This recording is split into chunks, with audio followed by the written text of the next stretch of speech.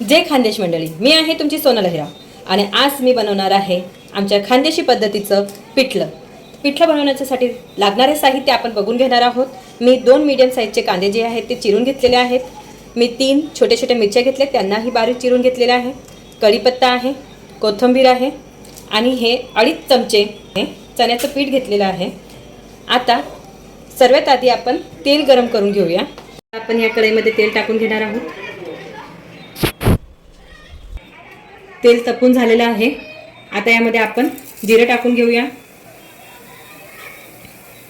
नंतर मोहरी फोडून घेऊ।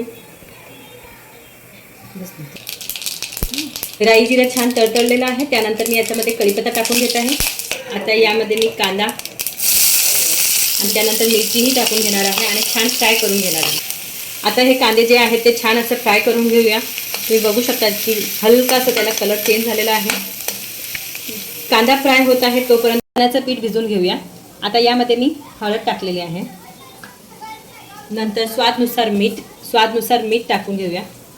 यामध्ये आपण थोडं थोडं पाणी टाकून चण्याचं पीठ जे आहे ते छान असं पातळ करून घेऊया। असं छान भिजवून घेणार आहोत, एकही गुठळ्यात राहता कामा नये। यामध्ये मी आधीच 1 ग्लास पाणी घातलेलं होतं, आता मी परत अर्धा ग्लास सारखं पाणी यात मी घालून घेणार आहे। कांदाही छान फ्राय झालेला आहे। यामध्ये मी आता धने पावडर जे आहे हे धने पावडर घालून घेणार आहे। थोडासा गरम मसाला जो आहे तोही घालणार आहे आणि मिक्स करून घेणार आहे। त्यानंतर मी हे जे आपण पीठ मळून घेतलेलं आहे ते टाकून घेणार आहोत। आता हे जे आहे मी पीठ टाकून झालेलं आहे, आपण बेसनचं पीठ टाकून झालेलं आहे। आता याला आपण कमीत कमी 10-1 मिनिटासाठी याला छान असं शिजवून घेणार आहोत आणि सगळ्यात शेवटी याच्यात कोथिंबीर टाकणार आहोत। पिठलं शिजत आहे तोपर्यंत आपण साईडला तांदळाच्या भाकरी करून घेऊया। आता तांदळाचं भाकर करण्यासाठी ते पण आपण बघूया की कशा प्रकारे करायचे आहेत। तांदळाची भाकर करण्यासाठी सर्वात आधी मी गॅसवरती छोटी पातेली चढवून घेतलेली आहे आणि त्यामध्ये मी अर्धा ग्लास पाणी टाकून घेतलेलं आहे आणि थोडंसं मीठ टाकून घेतलेलं आहे। आता याला आपण 10 मिनिटासाठी झाकण लावून शिजवून घेणार आहोत। पाणी छान गरम झालेलं आहे। आता त्यामध्ये मी 1 वाटी तांदळाचं पीठ घालणार आहे। आता हे पीठ पण आपलं वाफवून झालेलं आहे, काही जास्त वेळ लागत नाही। गरम पाण्यात जर वाफवलं तर भाकर जी आहे ती छान लुसलुशीत आणि मऊ येते। जे आहे ते आपण थंड करण्यासाठी ताटामध्ये काढून घेणार आहोत। आता हे पीठ जे आहे ते आपल्याला छान मळून घ्यायचं आहे। हे बघा, अशा प्रकारे छान मळून घ्यायचं आहे, म्हणजे भाकर पण जी आहे ती आपली छान अशी लुसलुशीत आणि मऊ होणार। तुम्ही ताटामध्ये थापू पण शकतात किंवा तुम्हाला लाटायचे असतील तर ते तुम्ही लाटू पण शकतात।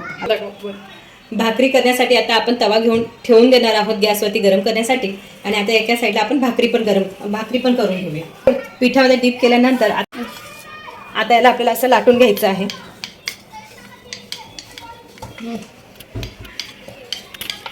आपल्याला हे भाकर जे आहे ही भाकरी जी आहे ती अशी लाटून घेतली।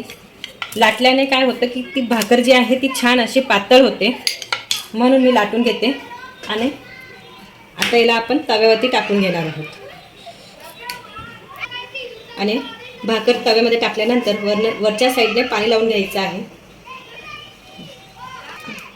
अशाच प्रकारे आपण दुसरा पण गोळा घेतलेला आहे आणि तोही पिठात डीप केल्यानंतर त्यालाही आपण लाटून घेणार आहोत। वरचा भाग ड्राय झाल्यानंतर आपण या भाकरीला पलटी मारून घेणार आहोत आणि गॅस थोडा फुल करून।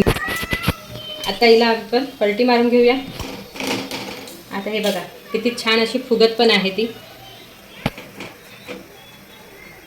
हिला शेकण्यासाठी आपण रुमालचा पण उपयोग करू शकतात, असं दाबून। हे बघा किती छान अशी सफेद एकदम पांढरी शुभ्र दिसत आहे आणि एकदम मऊ आहे। अशाच प्रकारे आपण दुसरी भाकर पण टाकून घेणार आहोत आणि वरून पाणी लावून घेणार आहोत। अशा प्रकारे चारी बाजूने पाणी लावून घ्यायचं आहे।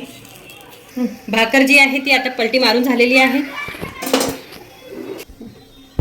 आता आपण याला पलटी मारून घेऊया।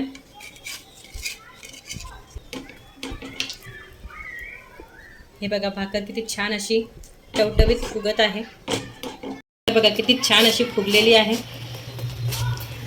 आता आपली भाकरही तयार झालेली आहे आणि एका साईडला आपलं पिठलंही तयार झालेलं आहे. शिजून तयार झालेलं आहे, छान शिजलेलं आहे. आता सगळ्यात शेवटी आपण यामध्ये कोथिंबीर घालून घेणार आहोत.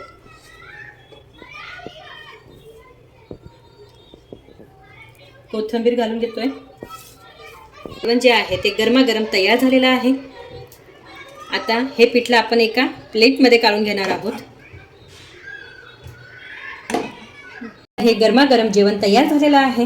गरमागरम पिठलं भाकर तुम्ही बघू शकतात की पिठलं किती सुंदर दिसत आहे आणि भाकरी तर तुम्ही बघूच शकतात. हे बघा किती नरम आहेत आणि लुसलुशीत आहेत आणि ह्या भाकरी खायला पण छान असे लागतात आणि पिठल्यासोबत आहे लोणचं. हां, जर तुम्हाला माझी ही रेसिपी आवडली असेल तर नक्कीच तिला लाईक करा, फॉलो करा, शेअर करा, सबस्क्राईब करा आणि कमेंट करायला विसरू नका. धन्यवाद.